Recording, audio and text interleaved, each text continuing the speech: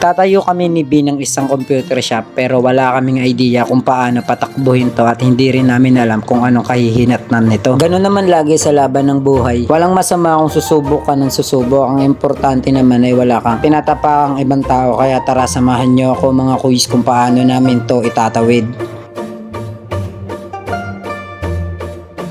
Salamat sa panonood at suporta, quiz. Double check ka sa akin.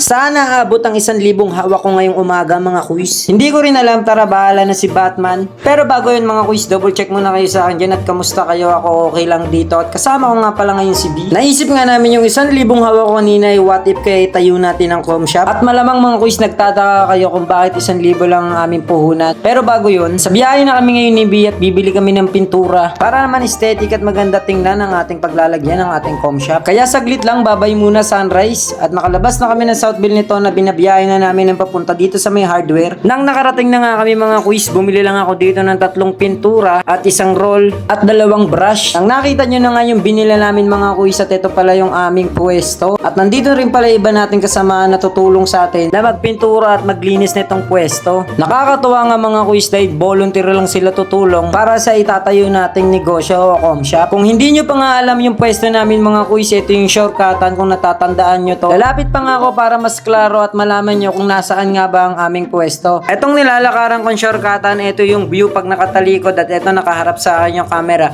Paglabas yung shortcutan, makikita nyo dito itong MedSave RX na parang butika. Ito agad ang aming pwesto ng com shop. May katabi kami nagtitinda ng manukan. Kaya naisipan namin bumili ni B kanina ng pintura dahil kita nyo naman yung kulay nito, kulay dilaw at orange, hindi naman aesthetic tingnan. Kaya naman papalitan namin siya ng kulay gray. Kulay gray nga pala yung binili namin ni B. Tinatanggal namin yung takip nito, napakahirap pala mga quiz, kaya naman mano-mano namin siyang tinatanggal. Kaya naman maumpisahan na ito agad pagpintura. Ito nga si Kuya Enteng agad yung tumirada at si Kuya Well at inumpisahan na nga nila muna itong mga gilid. Kaya naman shoutout sa dalawang to na napakasipag at ang babait. Sobrang mga gwapo pa. Markers yarn.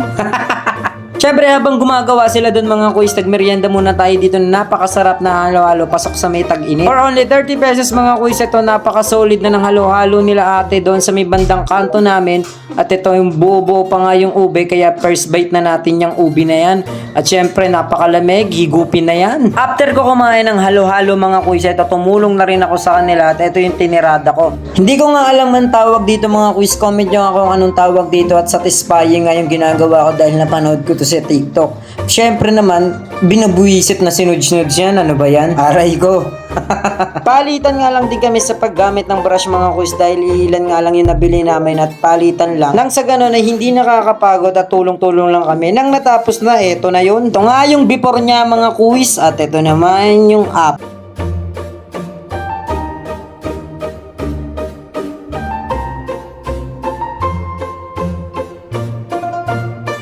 Pero bago yun mga quiz, walang katotohanan sa lahat ng sinabi ko at hindi sa amin yung com shop na itatayo dito dahil ang totoo dito yun kay Kuya G at kay Sir Alvin. Ito yun siya mga quiz. Volunteer lang kami tumulong dito mga quiz, tulong-tulong lang talaga at sumusuporta kami sa kanilang negosyo. Kaya lahat ng sinabi ko kanina ay eme-eme lang yun mga quiz, at least nagpa-practice na ako kung magtatayo kami, di ba? Wala naman imposible. Kaya naman kung malapit o malayo ka sa lugar na to, malapit lang to sa palengke, ano pang inaantay mo? Kung gusto mo maglibang, mag-computer ka na dito. At yun lang mga quiz.